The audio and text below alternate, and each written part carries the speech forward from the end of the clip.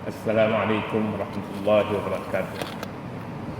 Bismillahirrahmanirrahim. Alhamdulillahirabbil alamin wassalatu wassalamu ala asyrafil mursalin sayyidina wa nabiyyina Muhammadin wa ala alihi wa sahbihi ajma'in. Subhanaka la ilma lana illa ma 'allamtana innaka antal alimul hakim. Wa la haula wa la quwwata illa billahil aliyyil 'azim.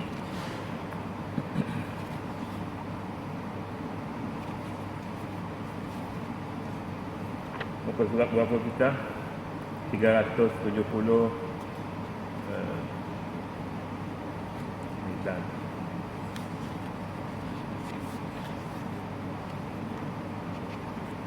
380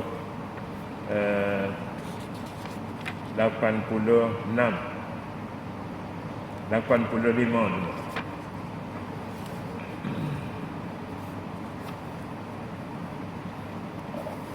hukum murtad.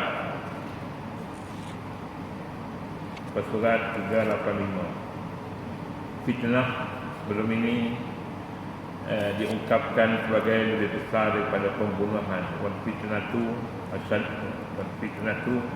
akbaru minal qatl. Fitnah lebih besar daripada bunuh. Jadi oleh yang demikian, fitnah sendiri pun tidak dihukum bunuh, walaupun dia lebih besar. Lebih besar itu berbanding dengan kesannya. Kesan fitnah itu mungkin lebih lanjut usianya daripada pembunuhan. Sebahagian orang mentafsirkan begitu. Jika tidak, mengapa kerana fitnah tidak dibunuh orang? Walaupun fitnah berbeza antara satu dengan yang lain. Tak apalah, kita selesai di situ. Kemudian hukum murtad. Murtad ini juga besar dosanya kerana seseorang apabila memeluk Islam, maka dia menjadi hak Islam. Dia jadi hak Islam. Jadi seseorang yang telah menjadi hak Islam, dia tak boleh mempermain-mainkan Islam yang bukan kepunyaannya. Bukan kepunyaannya. Betul begitu. Sebab itulah ayat menyebutkan wala yazaluna yuqatilunakum hatta yurdukum an dinikum in istata'u. Matlamat orang bukan Islam membenci Islam ini sama sekali agamanya. Jika boleh dilakukan oleh mereka, mereka akan memurtadkan orang-orang Islam kerana Islam ini perkara yang sangat tidak disukai mereka. Kalau tidak bertukar agama pun, maka mereka bercita-cita untuk memurtadkan. Perkara yang murtad ini, murtad radda yaruddu artinya pulang. Manusia pada ketika itu asalnya dia bukan Islam. Dia agama jahiliah, agama kufur, agama syirik. Apabila seorang itu memeluk Islam, maka artinya mereka telah meninggalkan agama yang mereka anuti sebelumnya. Kaum musyrikin ataupun jahiliah, mereka bercita-cita jika orang ini kembali semula kepada agama kufur mereka. Kembali kepada agama kufur ini namanya riddah, murtad. Hukum murtad di dalam Islam yang ada dalam turas Islami. Turas Islami maknanya kita kitab lama menyatakan bunuh. Orang ini tidak boleh dibelah lagi, tak boleh dipelihara sebab dia khianat. Dia bawa lari Islam. Dia masuk Islam kemudian dia bawa lari. Macam orang bawa lari harta orang lah. Masuk rumah orang, kemudiannya keluar bawa lari barang dalam barang-barang kemas, harta benda dan sebagainya. Ini besar dosanya. Sama juga dengan murtad ini. Murtad apabila seorang itu masuk dalam Islam, kita baca dulu ayatnya, kita dah baca. Jangan masuk sebelah kaki. Masuk dua-dua belah kaki dalam Islam ini.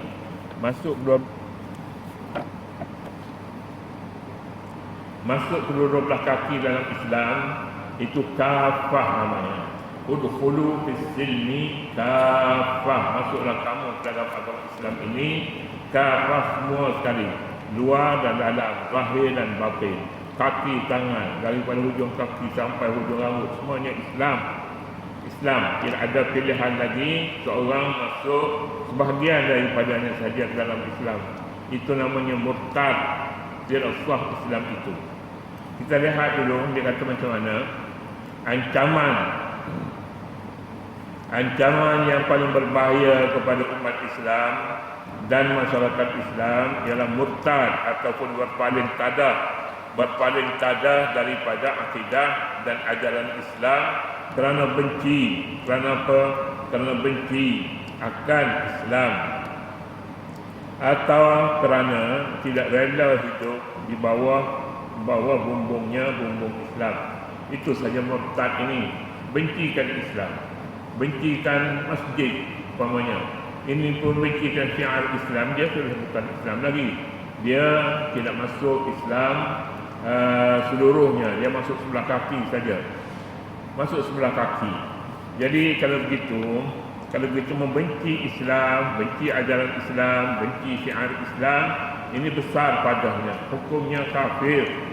Kalau dalam hati saja kita tak tahu dia tunya tak boleh lagi nak tak hukum itu kafir, tetapi pihak berkuasa Islam perlu memanggil mereka dan bertanya sama ada Islam ini mereka bencikan syiar Islam, mereka bencikan Islam ataupun bagaimana, minta penjelasan daripadanya.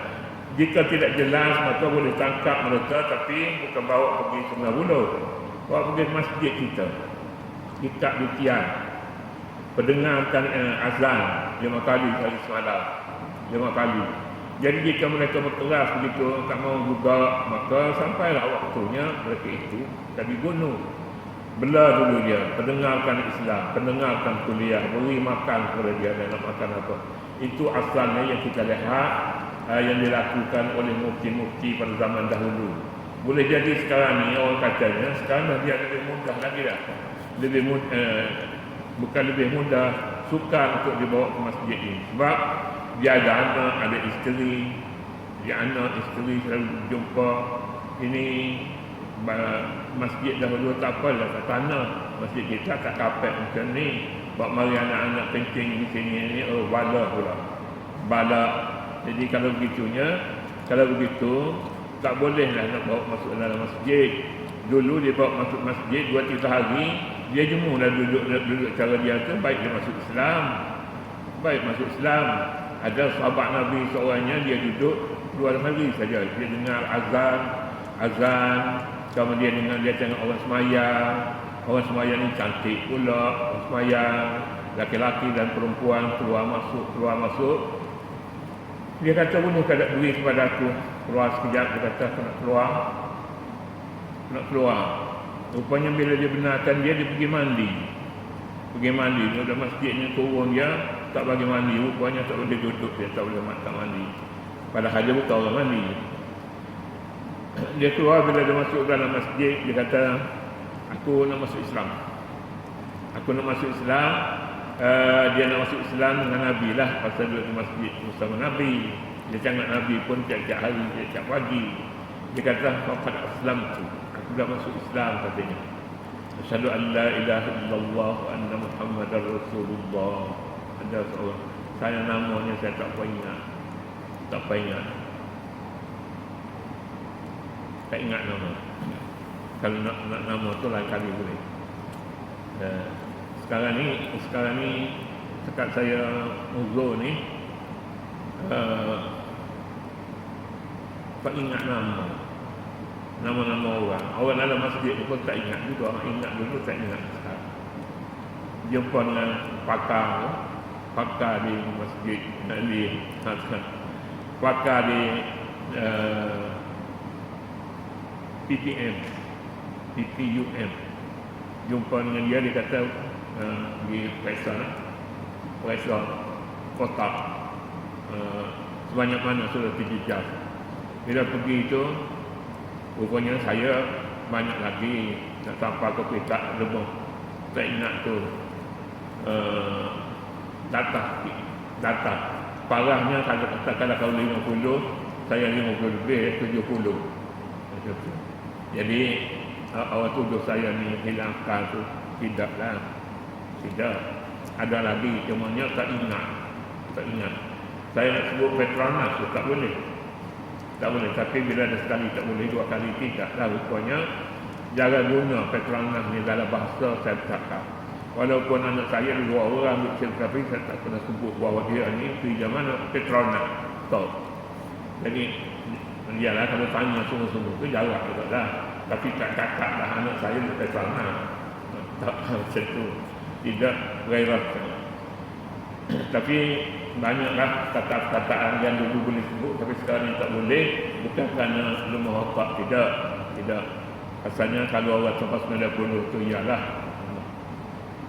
ada ayahnya doktor tu ada sini. Tapi hari ni tak ada. Murtad dianggap penyakit yang menyerang masyarakat Islam. Dia dinyatakan sendiri ubat dan kaedah rawatan terakhirnya oleh Rasulullah sallallahu alaihi wasallam, iaitu dengan hukuman bunuh. Ini Nabi supaya dia bukan sahaja tidak berakar umbi, tetapi juga tidak hidup lagi dalam masyarakat. Kaedah ini lebih menyerupai kaedah merawat sesetengah penyakit yang memerlukan anggota yang berlebih yang terlibat di pancung bagi menyelamatkan anggota-anggota lain yang masih sihat. Sabda Nabi, man baddala dinahu faqtuluhu. Terjemahan, sesiapa yang menukar agamanya maka bunuhlah dia. Kaedah rawatan penyakit dianggap murtad ini satu penyakit. Penyakit asalnya rumah orang tu cantik pada rumah dia, rumah orang. Tapi oleh sebab itulah rumah dia rumah Islam, tapi dia fikirnya rumah bukan Islam tu lagi cantik. Dia suka nak pergi rumah orang, murtad lah katanya dia. Nabi beri rawatan kepada orang ni, iaitulah potong pancung ni, potong kepala lagi lah, potong kepala. Jadi bila potong kepala ni, dia tidak lagi menjangkiti orang lain. Ini perangai buruk ni. Dia cantik orang. Bila pegang benda-benda orang, dia tengok pen orang pun dia cantik, dia tengok kasut orang cantik. Di masjid kali mana tak kira. Bahaya penyakit ini rupanya. Jadi kalau macam tu orang tu sendiri kena buang, potong. Boleh kan nak potong tangan saja yang mencuri? Tak boleh sebabnya yang berakar umrinya dalam kepala. Maka pancunglah orang ni, pancung. Itu dia, bunuhlah katanya, bunuh. Jadi masyarakat ada yang masyarakat Islam zaman sahabat Nabi ada yang bunuh. Dia bunuh bila lihat orang ni mempunyai penyakit murtad. Dia tengok Islam tak cantik, tapi dia tengok bukan Islam cantik, bukan Islam menyembah berhala, tok itu yang cantiknya. Jadi mereka pun ingin nak jadi orang cantik itu. Lalu dia bencikan masjid, bencikan orang Islam dan sebagainya. Bahayalah. Nabi kata, membaddala dinahu faqtuluhu. Sesiapa yang menukar agamanya maka bunuhlah dia.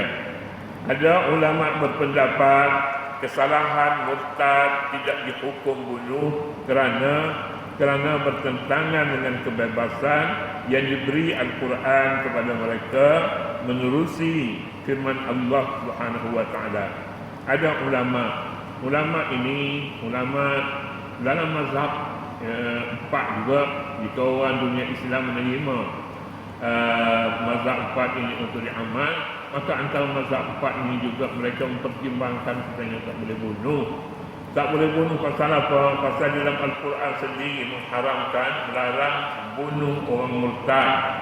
Ayatnya kita ada hadis sebelah, dia kata la ikraha fid din, terjemahan tiada paksaan dalam agama. Kalau dah bunuh dia, bunuh maknanya kita paksa dia beragama Islam. adakah dalam Islam yang mengamalkan paksaan? Tak ada, kata mereka. Tak ada. Jadi pembunuhan adalah salah. Tsumma baddala dinahu faqtuluh. Hadis sahih Bukhari ni, hadis Bukhari.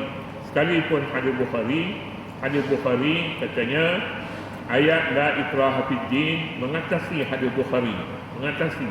Jadi kalau boleh ambilnya, kita ambil salah satu sajalah. Ambil salah satu. Tapi mereka tidak berpendapat ambil salah satu. Kedua-duanya sekali. Angkat kedua-duanya, Quran dan hadis kita junjung. Jadi mengapa nak ambil Quran saja yang menarik bagi kita? Menarik itu maknanya dia kata tiada paksaan orang kafir tu suka kata macam tu. Tak ada paksaan. Dan kita juga di dunia, kebanyakan dunia Islam hari ini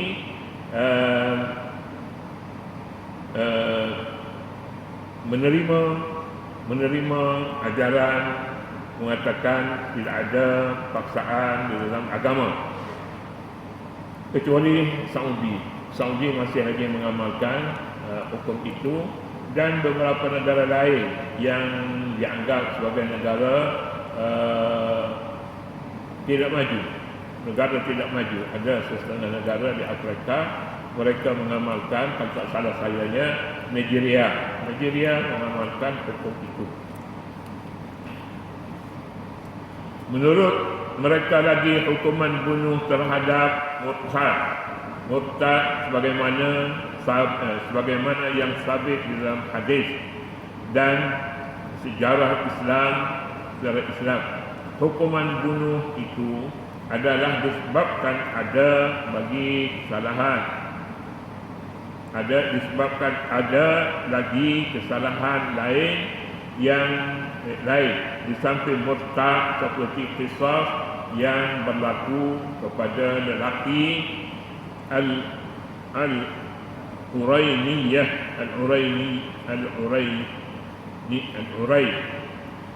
lelaki ini yang diperintah bunuh, tetapi mereka murtad, dan setelah mereka murtad dan